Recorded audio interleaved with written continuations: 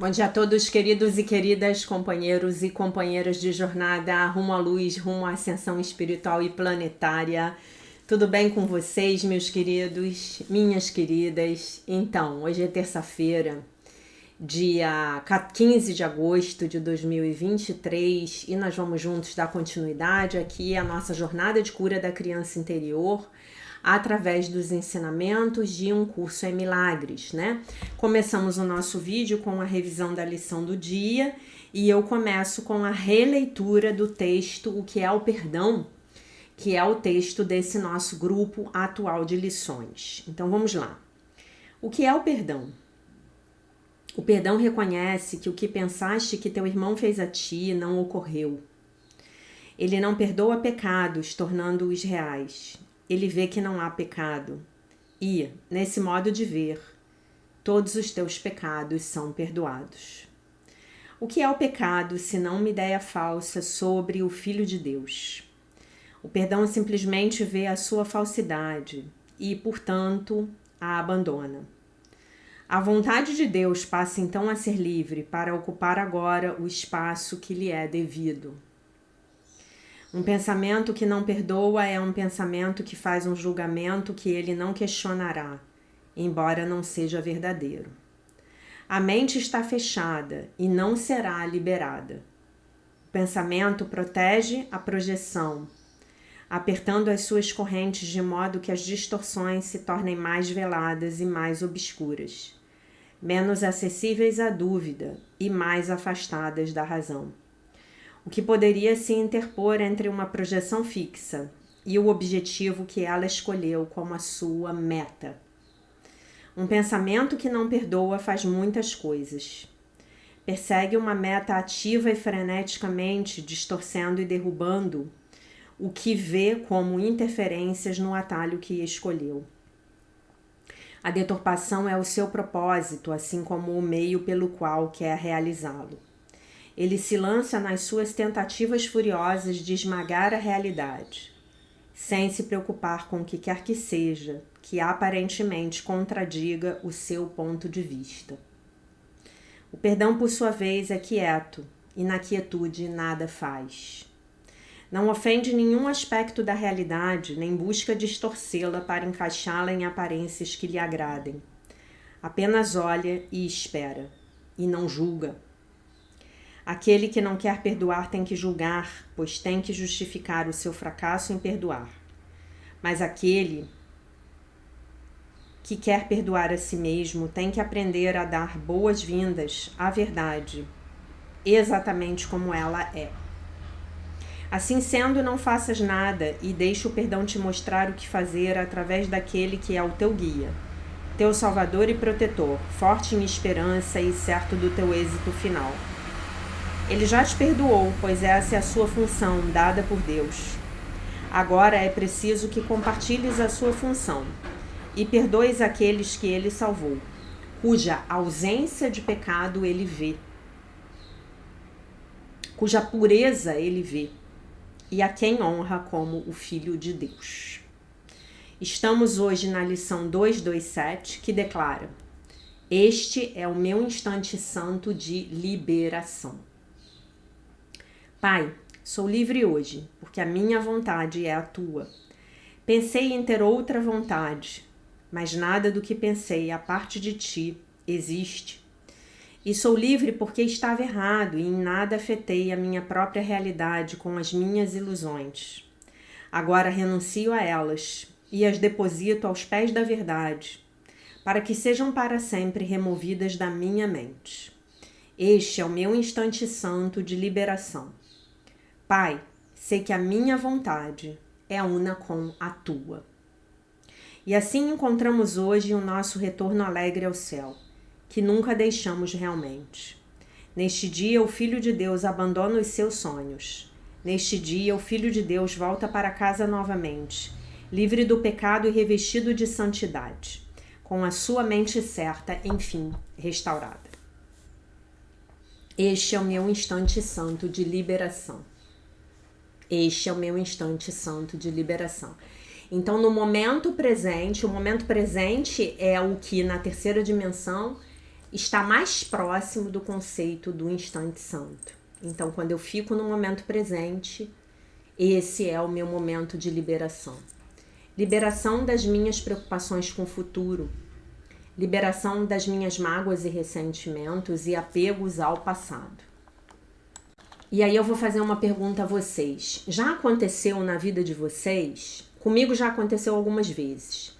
De vocês encontrarem uma pessoa que tinha aprontado alguma com vocês, e aí vocês, depois de muito tempo, encontram com aquela pessoa e vocês tratam aquela pessoa normalmente, como se nada tivesse acontecido? E aí, muito depois é que você vai lembrar do que a pessoa fez? Esse é um instante santo. Isso é muito legal, é uma experiência muito legal. Aí você pensa assim, nossa, que legal, eu esqueci completamente do mal feito daquela pessoa comigo. Eu consegui interagir com a pessoa no momento presente. Aquela pessoa chegou na minha vida, né, me trouxe um novo elemento e eu consegui agir com ela como se o passado não tivesse existido. Olha só, não estou dizendo que eu fiquei convivendo com aquela pessoa, não. Mas o hoje é diferente do ontem, né? Não é legal isso? Isso é muito legal, né? Isso é muito legal. Vamos passar agora para a leitura do livro de Marianne Williamson, A Year of Miracles, Daily Devotions and Reflections. E no dia 227, né, o livro Um Ano de Milagres, Devoções e Reflexões Diárias, no dia 227 ela diz assim: hoje eu me dedico aos propósitos do amor. Hoje eu me dedico aos propósitos do amor, é o título do texto. Aquilo que eu coloco a serviço do amor é protegido das garras do medo. Aquilo que eu coloco a serviço da profunda sanidade é protegido das garras das neuroses. Aquilo que eu coloco a serviço do que é bom, sagrado e bonito e lindo é protegido das forças da destruição.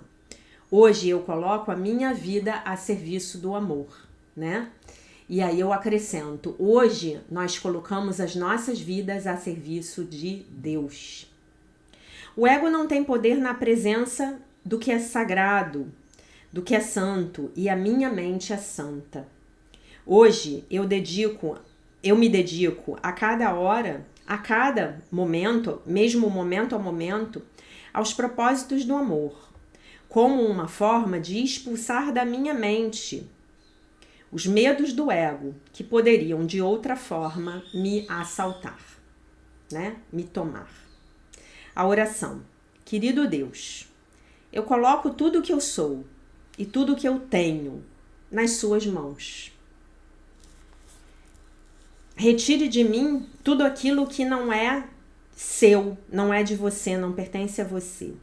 E preencha a minha mente com as suas emanações de amor. E assim é.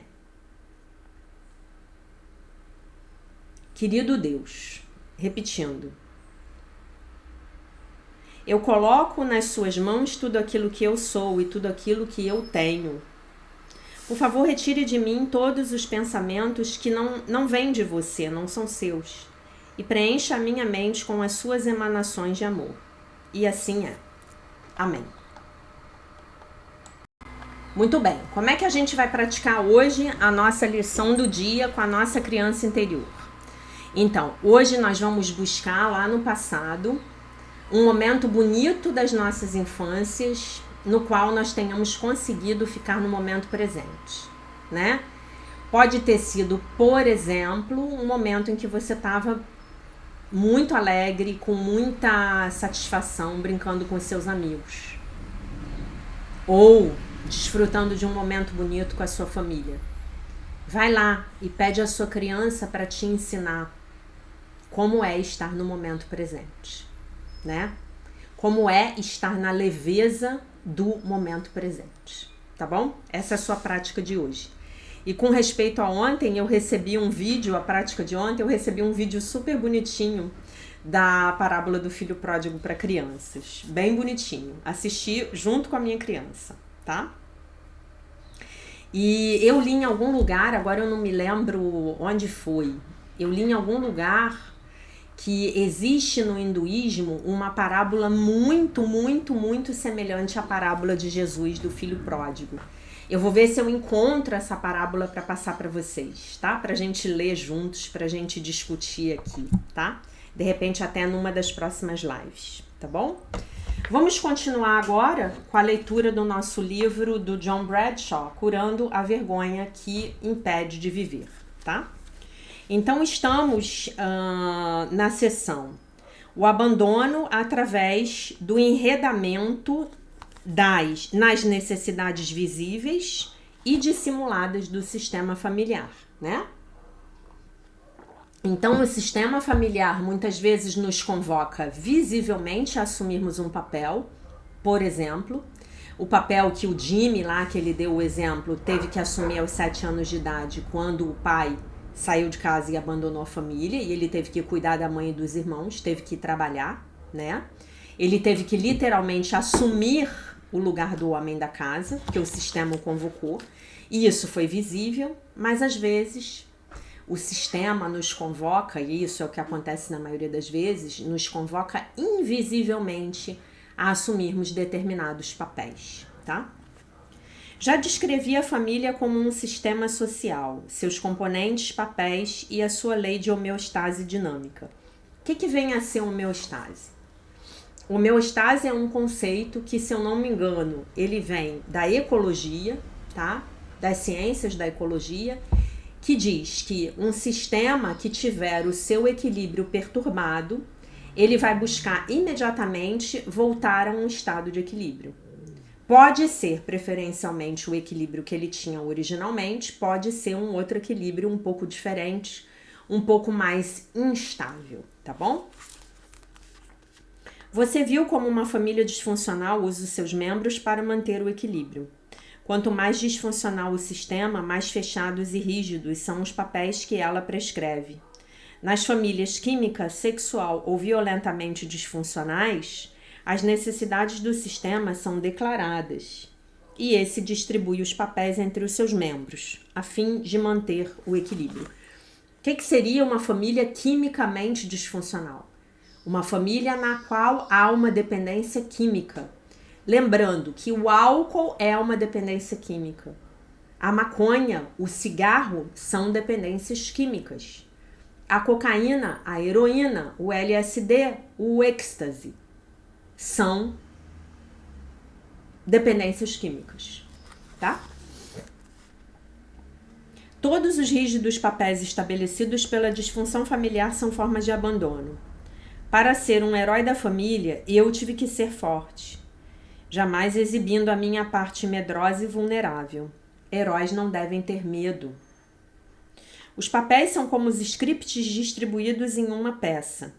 Eles determinam os sentimentos que podemos ou não ter. Após desempenhar o papel de herói durante anos, eu não sabia mais quem eu era.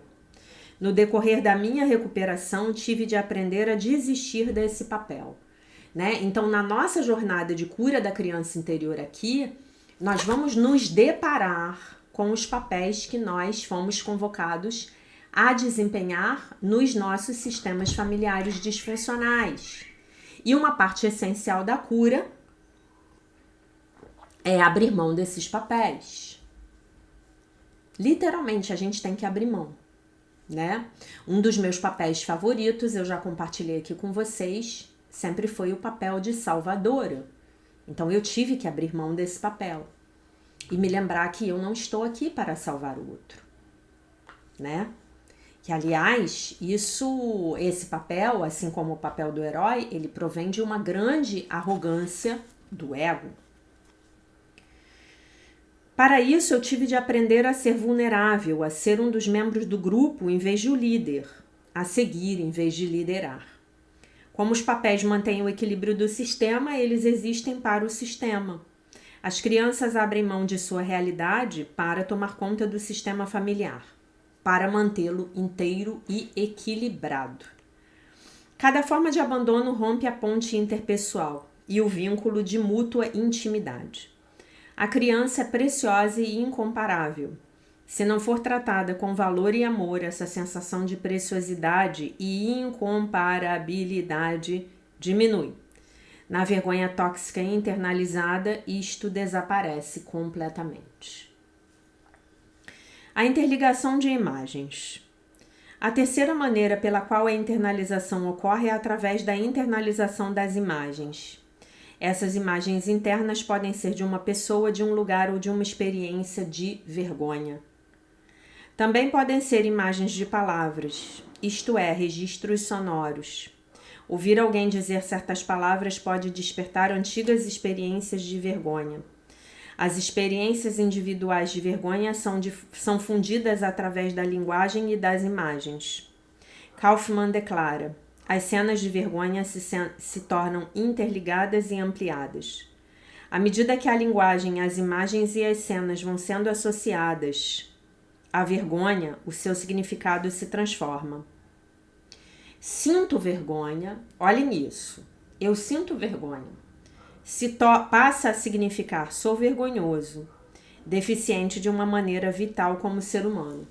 Isto é, há algo de errado comigo. A vergonha deixa de ser um sentimento entre muitos e passa a constituir a essência da pessoa.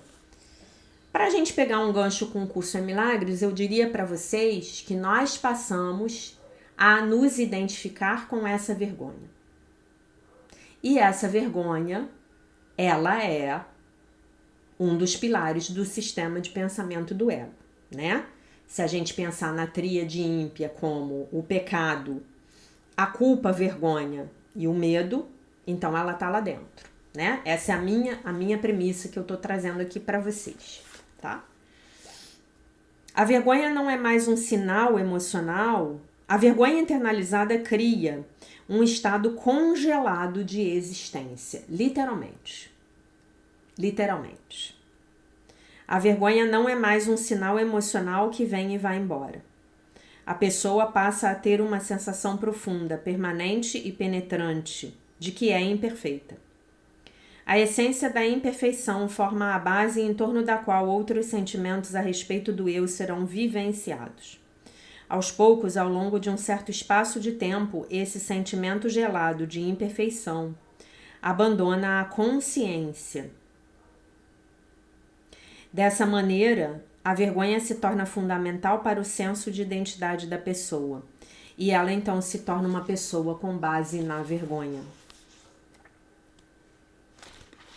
Autonomia funcional. Uma vez internalizada, a vergonha pode ser ativada sem nenhum estímulo externo. Não existe mais a necessidade de que uma vergonha interpessoal induza o evento. Lembro-me de ter sentido uma vergonha dolorosa certa vez que eu fui pagar uma multa por excesso de velocidade. Enquanto eu caminhava na direção do funcionário do distrito policial, a ocasião me forçou a expor o meu erro. O funcionário era caloroso e agradável e sorriu para mim. O sentimento de vergonha aconteceu independentemente do funcionário do distrito. Então, vejam bem, não era a vergonha saudável, né? Pô, que chato, olha eu aqui dirigindo rápido demais de novo e tendo que desembolsar um dinheiro meu que vai me fazer falta para outras coisas para pagar essa multa. Era uma vergonha tóxica. O que ele descreve aqui é uma vergonha tóxica, porque vamos combinar que uma multa por excesso de velocidade, se você não causou um acidente, não é nada demais, você vai lá e paga, né? Obviamente esse homem é americano, né? Porque aqui no Brasil, pelo menos no Rio de Janeiro, né? Isso, tal coisa não aconteceria, né? Estamos acima da velocidade o tempo inteiro, né? Só não estamos quando tem um radar ali, né? Outro dia eu peguei um Uber, foi muito engraçado. Eu tava voltando para casa à noite e aí eu peguei um Uber. E aí ele avançou um sinal que tem no caminho para minha casa que eu sempre paro, e é aquele sinal cretino, que você fica lá parado 5 minutos, não vem ninguém, e você tá lá parado. Aí eu fiz algum comentário com ele, eu falei assim, foi assim, eu perguntei pra ele, eu falei, senhor, aqui não tem pardal não? Não tem alarme? Ele falou, não senhora, a senhora pode avançar esse sinal a hora que a senhora quiser, a qualquer hora do dia. E eu lhe sugiro que avance, porque esse sinal não serve pra nada. Eu avanço esse sinal sempre. E aí ele começou a me dar um número enciclopédico de informações para justificar o fato de que eu poderia avançar o sinal. Adivinhem o que eu fiz na semana passada, na sexta-feira, quando eu passei no sinal? Avancei. Né? Então esse exemplo aqui não serve muito para o brasileiro, né? Mas vocês entenderam a diferença da vergonha? Da vergonha tóxica para a vergonha saudável? É isso. Espirais de vergonha interna. Uma consequência da vergonha internalizada é o que Kaufman chama de espiral de vergonha interna. Ele a descreve da seguinte maneira: ocorre um evento provocador, pode ser uma tentativa de se aproximar de alguém e se sentir repelido. Ou então um comentário crítico de um amigo. A pessoa se vê, de repente, envolvida pela vergonha. Os olhos se voltam para dentro e a experiência se torna completamente interna, frequentemente com a presença de imagens visuais. Os sentimentos de vergonha ocorrem em círculo incessantemente, estimulando uns aos outros. O evento precipitador é revivido internamente repetidas vezes, fazendo com que a sensação de vergonha aumente para absorver outras experiências neutras, até que finalmente o eu é engolido. Desse modo, a vergonha se torna paralisante. Eles têm essa expressão aqui no inglês, e eu gostaria de pegar esse livro no original em inglês para ver se foi isso que ele quis dizer. Eles têm um conceito que eu particularmente adoro, que é dizer que você entrou numa espiral de descida para baixo, tá? Então é mais ou menos como se você estivesse descendo por um ralo. A ideia é essa. Uma coisa te joga no ralo e depois que você é pego naquele turbilhão, naquela espiral, você vai embora, né? Então imagina que você tá lavando uma louça e caiu ali dentro daquele fluxo de água um grão de arroz. Pronto, aquele grão de arroz ele desceu, ele foi embora, né? E é assim que a vergonha tóxica funciona, né? E chega uma hora que você desceu tanto ralo abaixo que você já é engolido, né? Qual é o antídoto para isso? É a gente se testemunhar. É a gente se perceber sentindo a vergonha. E é a gente levar uma atenção acolhedora para essa parte da nossa criança interior ferida que está experimentando a vergonha. Compreendem? E aí eu boto um ponto final naquele ralo, naquela descida pelo ralo, tá? Eu gosto muito desse conceito. É difícil de traduzir isso, né, com uma expressão só para o português. Por isso que eu gosto desse exemplo de descer ralo abaixo. Na verdade, a gente tem uma expressão em português que é meio assim, pelo menos aqui no Rio a gente fala, né? Nossa, eu fiquei com tanta vergonha, que eu queria que o chão se abrisse sob os meus pés para eu poder desaparecer, escorrer ali pelo chão, né? Eu fiquei com tanta vergonha, eu senti tanta vergonha que eu queria que o chão se abrisse e eu descesse, né? Na verdade, aquilo psicologicamente já tinha acontecido comigo. Eu só queria que algo acontecesse ali para me tirar daquela situação horrenda que me jogou nessa espiral de vergonha tóxica. De onde vem essa espiral? Do meu passado. O adulto lida com os sentimentos de fracasso e de vergonha. A criança desce ralo abaixo, com a vergonha dela, tendo certeza de que ela é o último ser humano do universo, de que ela é o ser humano mais abjeto, mais sem valor do universo. Não é isso? Agora vocês já sabem. Estamos na lição 227. Agora você já sabe diferenciar o seu eu adulto da sua criança interior que desce ralo abaixo, tá?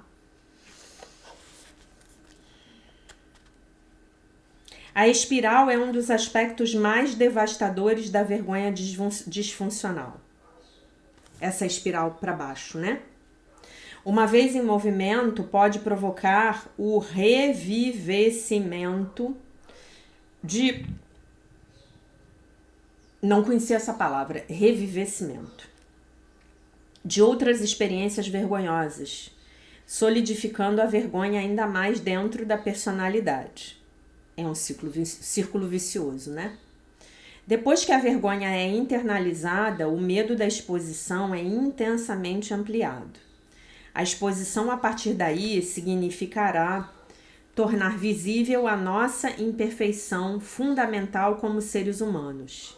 Ser exposto agora significa ser visto como irreparável e inominavelmente mal. Precisamos encontrar uma maneira de nos defender dessa exposição. À medida que as defesas e estratégias da transferência são desenvolvidas, a vergonha internalizada se torna cada vez menos consciente. Não é que ela vai desaparecer. Ela é simplesmente expulsa para fora da consciência. E é aí que está o perigo. Resumindo, a internalização da vergonha tem 4 consequências principais. Forma-se uma identidade com base na vergonha. A profundidade da vergonha é ampliada e congelada. A consequência é a ativação autônoma da vergonha, ou a autonomia funcional. E, finalmente, as espirais de vergonha interna se tornam operantes. Então, como é que eu, na minha vida adulta, eu vou lidar com essa vergonha? Supondo que eu não estou num trabalho de psicoterapia, supondo que eu não estou num trabalho de jornada de cura da criança interior, nos exercícios de um curso em milagres, numa prática espiritual que eventualmente possa me ajudar com isso, porque existem práticas espirituais que vão nos ajudar a lidar com isso, como é o caso da Seichonoye, né? E existem outras práticas espirituais que vão me empurrar ainda mais para dentro desse círculo vicioso de vergonha. Tipo, quando eu fui lá com 8 anos de idade, 9 anos de idade, quando eu fui lá me confessar e o padre foi me perguntar se eu fumava maconha, se eu já tinha um namorado e se eu fazia alguma coisa com o meu namorado, né? Então, vamos supor, não tenho um trabalho pessoal. Como é que eu vou lidar com isso? Como é que eu vou lidar com essa vergonha dentro de mim? Através de um vício. Através de um vício.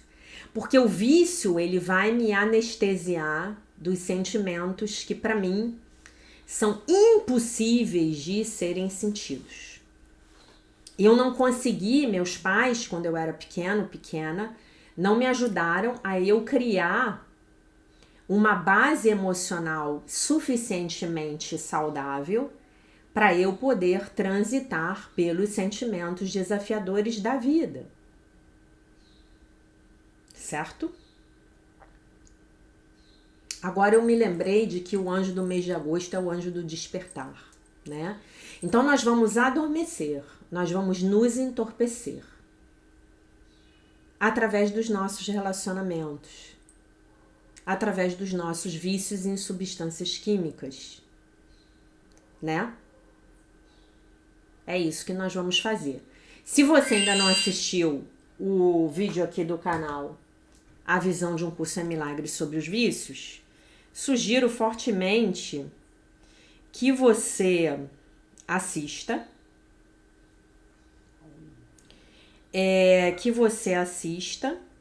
Ih, não, muito ruim. Perdão, gente, perdão, desculpem.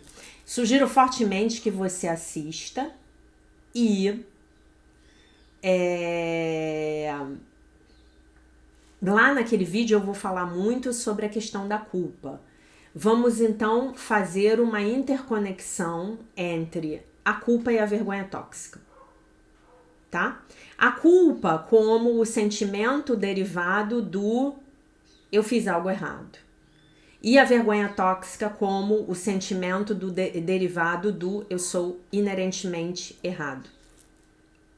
Existe algo de muito errado comigo, né?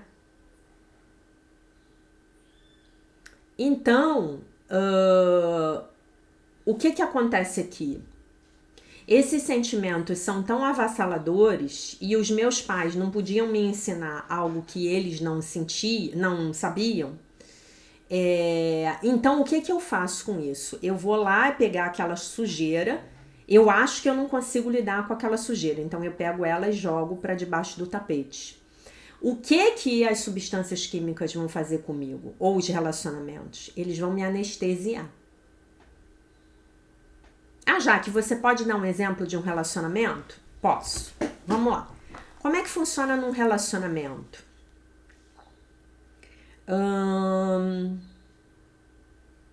Eu não sou vista na minha família. Eu não existo na minha família, né? Eu tenho uma função na minha família,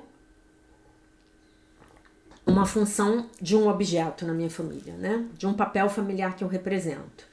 Mas as minhas verdadeiras necessidades emocionais não foram atendidas. Eu não sou visto como um ser, tá?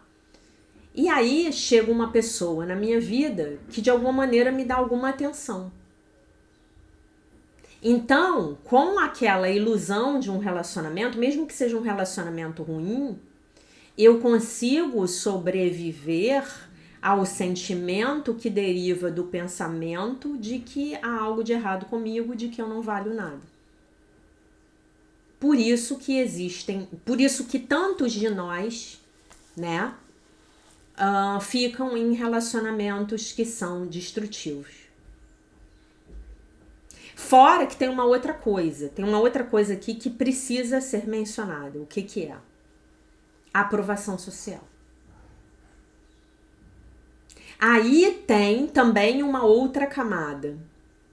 Eventualmente essas pessoas vão começar a usar uma a outra. Não há amor ali, não há intimidade, mas há uma relação de uso. Há um relacionamento especial. Há uma idolatria em relação ao que o outro está me oferecendo. Então, por exemplo, o homem usa a mulher como um objeto sexual, ou como um objeto, aquela mulher bonita que ele leva para passear e que todos os amigos dele sentem uma inveja. Que legal, ele está com essa mulher é jovem e bonita. E ela, a mulher, usa o homem como o seu objeto de provisão financeira. Enquanto ele me sustentar, eu fico com ele. Não há amor, não há intimidade. O jogo ali é o jogo de soma zero do ego. Eu tiro de você o que eu acho que eu não tenho. Eu dou para você em troca o que você acha que você não tem. Né? A mulher muito movida pela necessidade de se sentir segura, o homem muito movido pela necessidade de se sentir admirado. Nossa, olha aquele homem, nossa, ele é poderoso, hein? Olha, aquele homem rico, a mulher dele é jovem e bonita. E todos os homens à volta dele queriam ficar com ela. Mas ele é que tem o cacife pra estar com ela. Todos admiram ele. E ela, a segurança. Né? Olha eu aqui, me dando bem. Muitas vezes às custas de um trouxa, né? E aí vocês podem imaginar uma série de variações possíveis para esse jogo. Uma série. Tô dando um exemplo aqui. Poderia ser qualquer outro, tá? Os dois estão em relações de uso, entendem? Ela tá usando a conta bancária dele. E ele tá usando ela como um corpo. Ele a vê como um corpo. Se ele for muito rico e muito poderoso, muito provavelmente quando esse corpo envelhecer, perder a sua atratividade, como não existe conexão, não existe amor, não existe intimidade, então ele vai trocar aquele corpo por um outro corpo que atenda às necessidades dele. Quantas vezes nós vemos isso? E ela, muito provavelmente, porque ela também não é besta, ela já vai deixar tudo acertado para eventualmente, quando isso acontecer, ele pagar uma bela multa para ela, né? E aí fica tudo certo. Inclusive tem um meme que eu recebi há uns anos, até da minha irmã, um meme muito engraçado, que era foto assim de 3 gatinhas, né? Então a gatinha, a primeira gatinha, uma gatinha assim, adolescente, gatinha, bicho, né? Uma gatinha assim meio adolescente, tranquila. Aí tinha uma segunda gatinha arrepiada e estressada. E aí tinha uma terceira gatinha, tipo assim, a duquesa das Aristogatas do Disney. Era uma bichinha mesmo, né? Não era o desenho animado. Com um colar de diamantes, uma coleira de diamantes, com uma cara assim, né? E aí na primeira gatinha tinha assim, solteira. A segunda gatinha arrepiada, né? Cansada, estressada, casada. E a terceira gatinha divorciada, né? E aí a gente pode imaginar múltiplas variações para esses jogos. Qual é o objetivo do jogo aqui? Qual é o nome do jogo aqui? Vergonha tóxica debaixo do tapete. Nesse jogo clássico, provavelmente nós temos uma mulher com muita vergonha da condição social dela, uma mulher pobre, muita vergonha, muito sentimento de ser incapaz de prover para si mesma. E ele, com muita vergonha, com muito medo, com muita vergonha, com medo de não dar conta. Só confiando no que ele tem e não no que ele é, né? Coincidentemente, normalmente no início do relacionamento a gente já sabe qual é o nome do jogo, mas a gente quer ficar assim mesmo, né? Marianne Williamson tem um termo para isso que eu adoro, que ela diz assim, deixa eu ver se eu vou conseguir me lembrar. Ela diz assim, desde o início nós sabíamos que aquilo era uma droga, tá? Ela tá falando de relações de mulheres com homens. Poderia ser o diferente. Ela fala assim, desde o início nós sabíamos que aquilo era uma droga, quer dizer, aquilo ia ser um vício, né? Aquilo ia ser algo que me daria uma euforia temporária. O problema, diz a Marianne Williamson, é que nós queríamos aquela droga. O nosso ego queria. Né? Quantas de nós já não nos envolvemos em relacionamentos assim? Não é? Não é? Então, o que eu quero que vocês entendam hoje é que nesses arranjos doidos que o nosso ego faz, o nosso objetivo é deixar a vergonha tóxica lá presa no alçapão, no porão. Deixar ela lá bem trancadinha. O que é o oposto integral do nosso objetivo com a nossa jornada de cura da criança interior. O nosso objetivo é descer lá no porão, segurando nas mãos do nosso Mestre Jesus e nas asas do Divino Espírito Santo. Olhar para isso, sentir isso, limpar isso.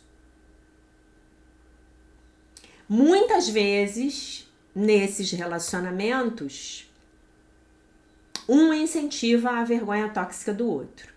Estão juntos, mas se incentivam mutuamente para se manipularem mutuamente, para se controlarem mutuamente. Por exemplo,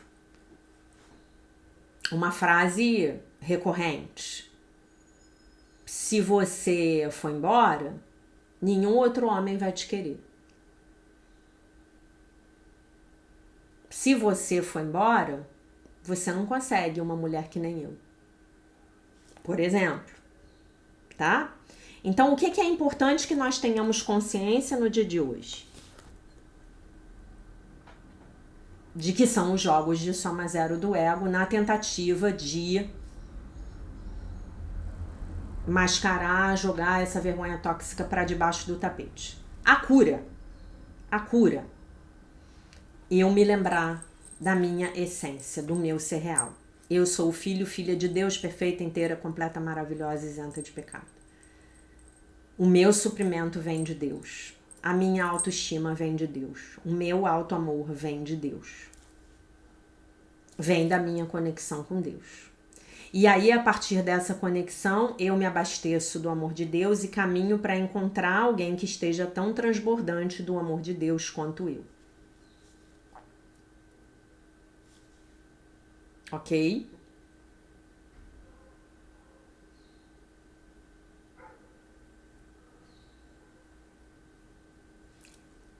O processo de cura da nossa criança interior, ele vai acontecer quando nós pudermos estar ao lado da nossa criança interior,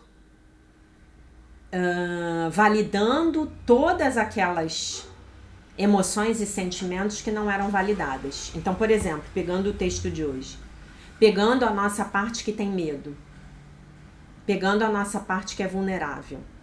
Ah, se eu desempenhei o papel da salvadora na minha casa, eu não podia ter medo e nem ser vulnerável. Então eu vou lá na minha criança, eu vou encontrar com ela nos momentos em que ela sentia muito medo, nos momentos em que ela estava muito vulnerável, e eu vou ficar do lado dela, incondicionalmente. E eu vou acolhê-la e vou consolá-la no medo dela, na dificuldade dela, como eu faria se eu tivesse um filho hoje. E se você tiver um filho hoje, essa é a sua tarefa de fazer para fazer com seu filho, tá? Então é isso que eu quero que vocês se lembrem para a prática de hoje, tá bom? Eu vou finalizar o nosso vídeo lembrando a nossa lição do dia. Este é o meu instante santo de liberação. Este é o seu instante santo de liberação. Pai, sou livre hoje, porque a minha vontade é a tua. Pensei em ter outra vontade, mas nada do que pensei a parte de ti existe. O que eu penso a parte de Deus não existe, porque são as ilusões do ego. Eu sou livre porque eu estava errado e em nada afetei a minha própria realidade com as minhas ilusões. Agora renuncio a elas e as deposito aos pés da verdade, para que sejam para sempre removidas da minha mente. Este é o meu instante santo de liberação. Pai, sei que a minha vontade é una com a tua. Tá bom? Então, gente, finalizo o vídeo por aqui. Pratiquem, vão lá encontrar com a criança interior de vocês num momento em que ela tenha estado com muita alegria no momento presente. Inteira. Peçam a ela para ensinar vocês como é isso. Tá bom? Então, eu deixo vocês com a paz de nosso Senhor Jesus Cristo. Com um beijo imenso. E se Deus quiser, nós nos vemos novamente amanhã. Ah, e lembra a todos que ainda não tiverem assistido a live de domingo, por favor, assistam. Naquela live tem uma chave de cura muito poderosa para todos vocês, tá bom? Um beijo e até amanhã.